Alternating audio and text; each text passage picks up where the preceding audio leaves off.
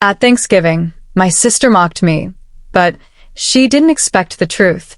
The glass didn't just clink. It sliced the room in half. Jenna, my sister, my parents' golden child, stood up like she was at a gala accepting an award she'd clearly rehearsed for. Mom and Dad are signing the house to me, she announced, chin lifted, eyes shining. Emily gets nothing. The room erupted. Cheers. Whistles. Someone actually shouted, "About time?" And I smiled. Not the kind of smile people give when they're happy. The kind you wear when the storm finally hits the roof you always knew didn't belong to you. I placed my fork down. Quiet. Steady. Dad, I said softly, almost kindly. Should I tell them or will you? His face drained to chalk. Jenna froze mid-victory.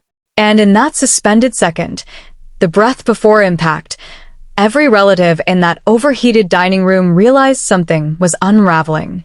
But to understand what came after that silence, you need to know something. Where are you listening from tonight? It helps to know I'm not speaking into a void, that there are others who've survived families like mine.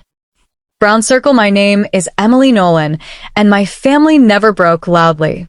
We were the kind of people who posed well. Holiday cards with matching sweaters. Smiles stretched just right. A tree behind us glowing like a staged backdrop. From the outside, we looked close.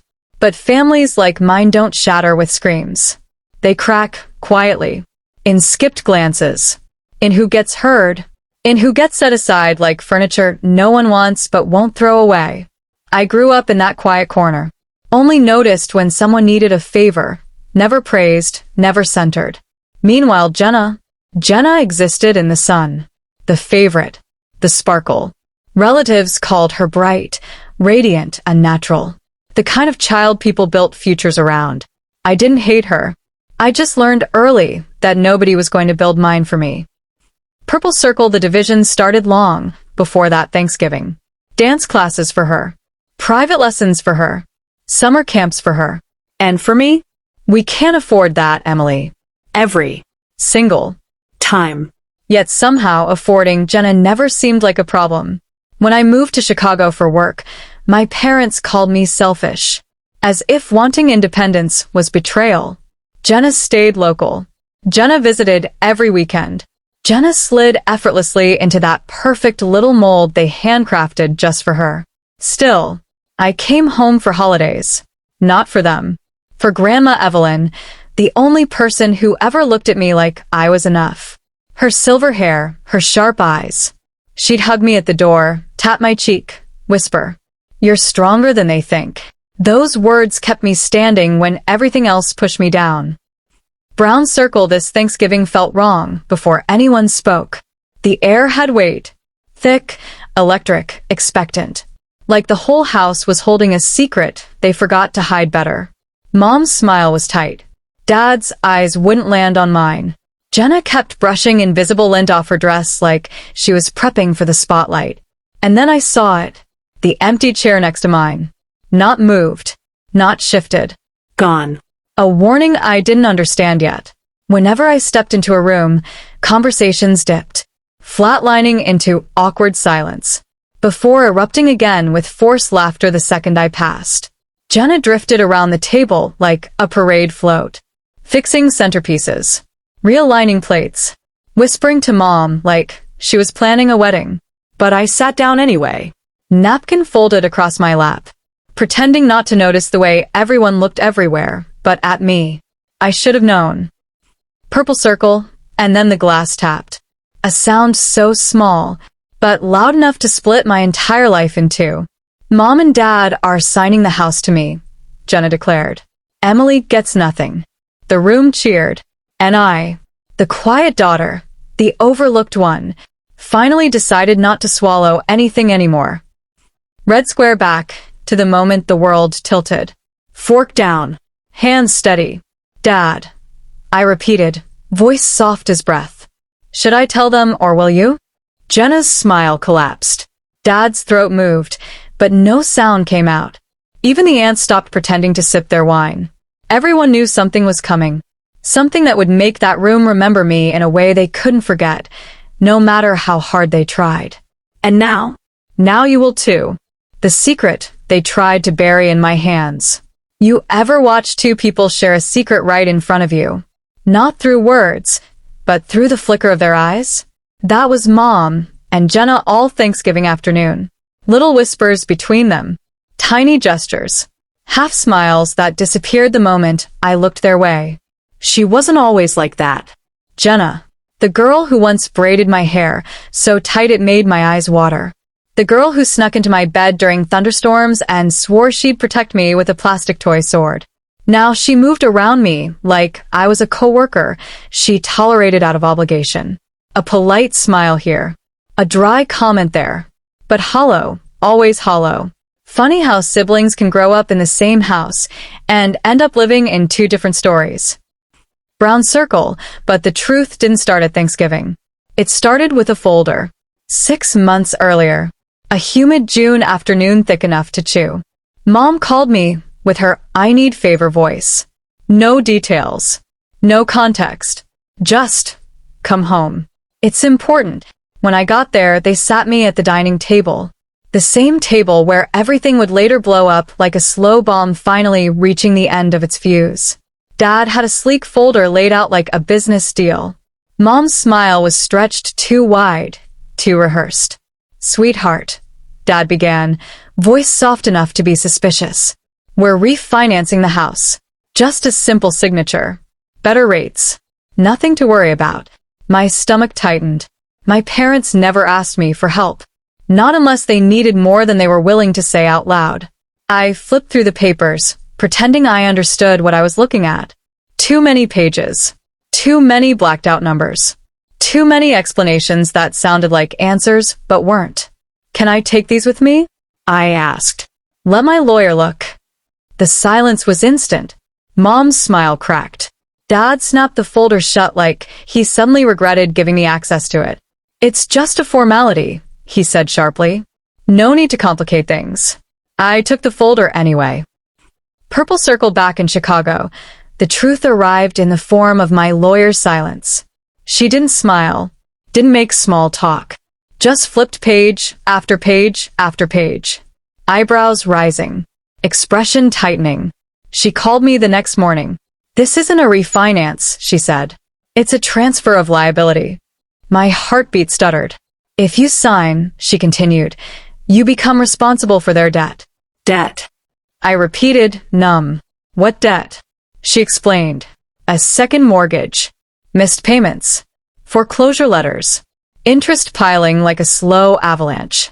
Months of desperation covered by years of pretending. I stared at the phone long after she stopped talking. Something inside me didn't break. It hardened. Brown circle 2 months later. Dad called again. This time with a story. Emily. His voice trembled. We need money. Not a loan. Money. For what? Your mother's medical bills. But when I offered to pay the hospital directly, The story changed. shifted, crumbled. Late payments. Deadlines. Debt swallowing them whole. By then I knew. They weren't asking me to help. They were asking me to drown with them.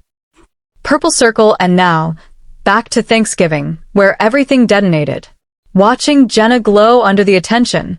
Laughing. Sparkling. Existing in the spotlight she was practically born into. The weight of everything I knew pressed against my ribs like a secret trying to claw its way out.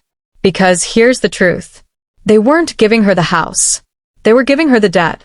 And they were counting on me to sit beside her. Quiet, obedient, invisible. While they transferred the sinking ship to their golden daughter. Only they didn't know what I knew. I didn't just refuse to sign. I pulled the property records myself. I saw the second mortgage, the overdue interest, the foreclosure timeline already ticking, the desperate attempts to cover lies with paperwork. My parents were drowning, and they were trying to drag someone under with them. At first, I thought that someone was me. But I was wrong.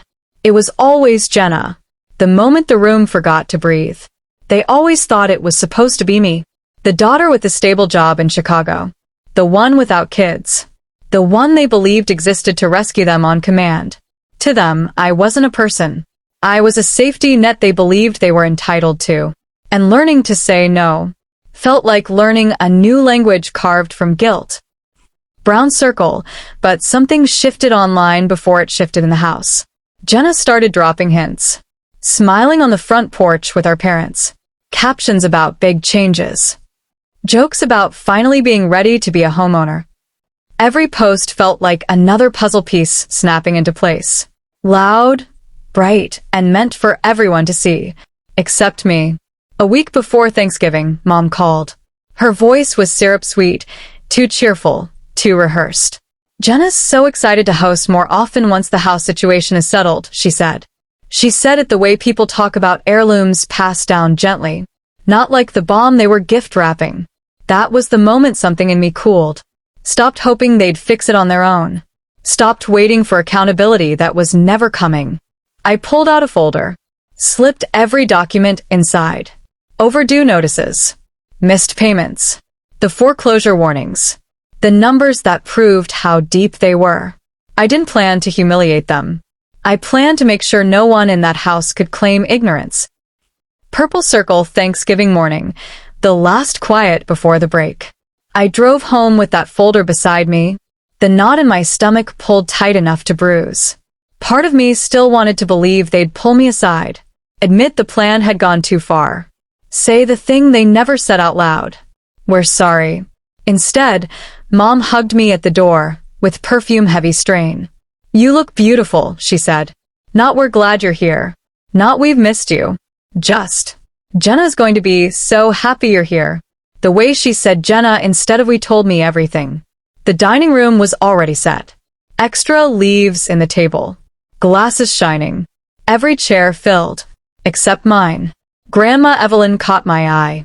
A small nod. Quiet knowledge flickering behind her stern gaze. I slid into my place. My hand brushed my bag. Paper against canvas. Truth against performance. If they were turning this holiday into a stage play, I was done being the silent extra. Brown circle, and then Jenna stood. She rose like she'd been waiting all night for her cue. Tapped her glass. Hair curled perfectly. Necklace from Grandma catching the light. Chosen no doubt for this exact moment. She looked radiant. Like someone about to steal a scene she didn't earn. "Mom and Dad are signing the house to me," she declared. Her voice bright enough to reach the walls. "Emily gets nothing." The reaction hit instantly. Cheers. Claps. Whistles. Laughter bubbling like champagne. Someone slapped Dad's back. Mom dabbed at the corner of her eye like she was witnessing an engagement. I didn't touch my glass. Didn't blink. I just smiled at Jenna. Not wide, not warm. A smile heavy with all the things I wasn't saying yet. Then I set my fork down. Soft. Precise. A small sound with sharp edges. And I asked, "Dad, should I tell them, or will you?" Purple circle, the wire snapped. Silence cracked through the room. The radiator ticked like a nervous metronome. Dad's hand slipped. His fork hit the plate with a clatter that echoed too loud. Jenna's expression pinched. Half confusion, half something like fear. "Tell us what?" she demanded. Relatives leaned in, sensing drama the way sharks sense blood. Grandma exhaled softly, like she'd been waiting years for someone to stop pretending. I reached into my bag, pulled out the folder, set it gently on the table. Not open yet, just resting there. A quiet threat. "Before you celebrate Jenna getting the house," I said calmly, "you should probably know the condition it's in." Dad tried to recover, voice scraping. "Emily not here." "Why not?" I asked. "You weren't." The night the truth finally showed its teeth. People say secrets rot in the dark. But in my family, they rot in broad daylight, right there at the dinner table, beside the gravy boat. And that moment, the second I said debt, the entire room flinched, like the word itself had teeth. Brown circled the silence before the collapse. "You weren't embarrassed," I said, voice steady, "when you decided to sign it over to her without telling her about the debt." Head snapped toward my parents so fast. I could hear the air shift. Jenna stiffened, like someone had yanked a string inside her spine. "What debt?" she bit out. Not curious. Defensive. Already cracking. That was when I opened the folder. Slow. Deliberate. Pages fanned out like a deck of bad cards.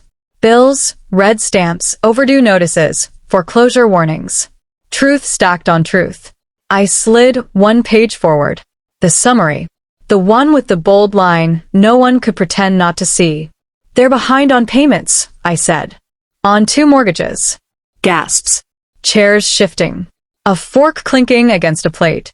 The second one was taken out without telling anyone. They're months from foreclosure. Maybe weeks. Mom's hand flew to her mouth. Dad's face flushed a deep angry red. Jenna blinked like I'd slapped her soul. That's not true, she snapped. They would have told me. Did they tell you? I asked, eyes never leaving hers. That the house comes with over $100,000 in debt? Her breath caught. Did they tell you that signing those papers makes you responsible for every overdue payment and every penalty? Something flickered behind her eyes. Doubt. Fear. Recognition. Dad tried to jump in. Emily, you're making this sound worse than it is. Are we? I lifted another page. Because the bank doesn't think you're handling anything. He reached across the table, like he could snatch the paper right out of my hand. Like he could rewrite reality with a single grab. I pulled it back. Mom's voice cracked. Please stop. Not today. Why not? I asked. You chose today. Purple circle the relative's turn. Aunt Diane's chair scraped loudly as she stood. Daniel, she said, sharp as a blade. Is this true? Dad didn't answer. Jaw locked. Eyes burning. Mom hid behind her napkin. Not crying. Hiding. Jenna looked between them and me, trembling. But they said the house was mine. It was never a gift, I said softly. It was an escape route. They needed someone to carry the debt. Me first, and when I didn't take it, they chose you. Jenna's sequined dress shimmered, but she didn't. Her body shook. Her world tilted. Tyler, her fiancé, shifted away from her. Just an inch, but enough. Are they lying? He asked quietly. Your parents. Mom sobbed. Dad stayed still. That was enough. Brown circle, the first person to leave wasn't me. Tyler pushed back his chair. The sound was loud. Final. You told me the house was paid off, he said to Jenna. You promised we'd have a clean start. Jenna reached for him, mascara streaking like charcoal tears. Tyler, please. He stepped back. Hands up. Done. You expect me to marry into this? To start a life on a sinking ship? The room inhaled sharply. A shared gasp. Tyler walked out. Past the turkey. Past the centerpiece. Past my parents who wouldn't meet his eyes. He didn't look back. The front door snapped shut behind him. Purple circle Jenna finally broke. Her legs gave out.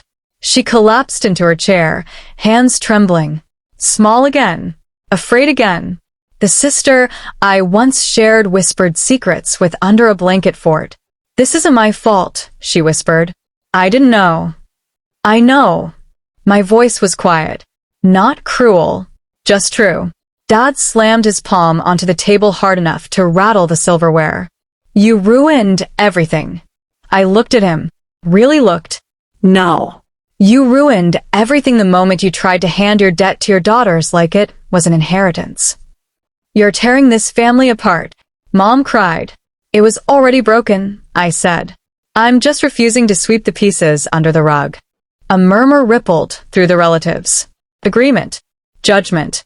Uncomfortable truth. Brown circle, and then Grandma Evelyn stood. Slowly. Deliberately. Using the table for support. Her voice was thin, but it carried like a verdict. I taught you better than this. She said to my father. Your daughters. The room was still trembling from Tyler's exit when my grandmother's voice cut through the air like something ancient and immovable. Your daughters, she said, her thin hand braced against the table, are not lifeboats for you to climb into. The words didn't fall gently. They landed, heavy, irreversible. Dad seemed to fold in on himself, shoulders sinking as though gravity had been holding a secret grudge against him. Mom's crying shifted, less performative, more cornered. Across from me, Jenna finally tore her eyes from the front door and looked at me. Her mascara had bled down to her jawline. Her sequin dress clung to her like a costume from a life she no longer belonged in. "What do I do now?" she whispered. The question wasn't heartbreaking because she sounded lost. It was heartbreaking because, for the first time, she was speaking to me. Not at me. Not over me. Not through the version of me our parents had painted. To me. I opened my mouth, but the door knocked. Hard. A sound that didn't fit Thanksgiving.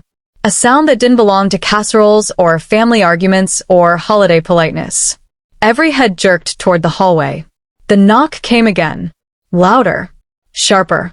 Like whoever stood outside already knew the walls inside were run. Dad frowned, confused. Mom stiffened. Jenna gripped the table like she expected the floor to give out.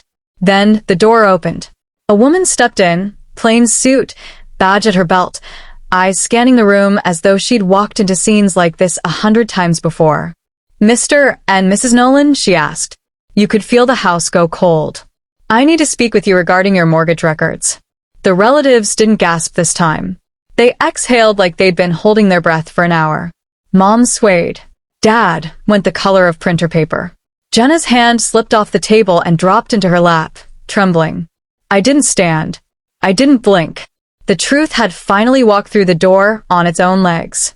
Dad whispered, barely audible, Why is she here?" The investigator replied with a calmness that made the room feel even smaller. "We received a report of potential financial misconduct. I have a few questions." The silence that followed wasn't shocked. It was suffocating. Mom turned to me, tears streaking her face. "Emily, tell her you misunderstood. Please." But I stayed quiet. Not out of revenge. Out of exhaustion. Out of the years of being told to be quiet, to bend, to carry, to pretend. The investigator began asking questions, each one peeling back another layer of the truth my parents had wrapped themselves in. Overdue notices. 2 mortgages. False statements. Misrepresented equity. Missing payments. Intentional concealment. With every question, a relative shifted farther from my parents, as if the truth were a fire crawling across the table. Jenna sat completely still. No anger left. Just hollow, drained, like someone who'd just learned her childhood was built on a trapdoor. When the investigator left with a folder full of documents and a promise to follow up, the house sank into a silence that felt radioactive. Mom reached toward me again. Dad muttered something about embarrassment. Neither sound stuck to me. I picked up my coat. Jenna's voice cracked behind me. "Don't go. I'll still be here." I turned to her, my sister, stripped of illusions, and said, "I know, just not for their lies anymore." Everything changed, but not loudly. The house went up for sale. Not the way they used to brag about, but quietly, pushed by foreclosure notices instead of pride. My parents moved into a small apartment across the city. A plain one. No vaulted ceilings. No, we're doing fine. No golden child pedestal for Jenna. No silent scapegoat role for me. Just walls. And consequences. Jenna started therapy. Sometimes she called me to talk. Sometimes she just cried. Sometimes she said nothing at all, letting the silence between us turn into something honest for the first time in our lives. She told me one night, voice cracking through the phone, "I finally get why you stopped letting them speak for you. As for me, I learned that truth isn't what breaks families apart. Silence does. Secrets do. Debt disguised as generosity does. And families built on denial eventually collapse under their own weight. If you've ever had to sit at a table full of people who swear they love you, while knowing they'd rather bury the truth than face it, tell me where you're watching from. And after hearing my story, what would you have done?"